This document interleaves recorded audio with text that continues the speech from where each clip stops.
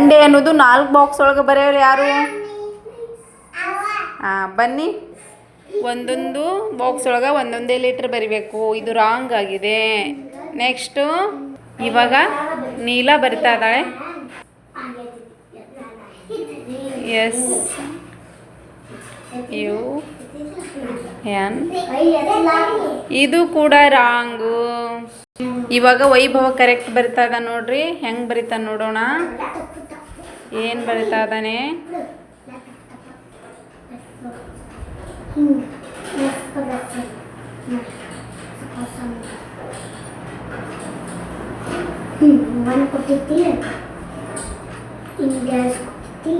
Very good.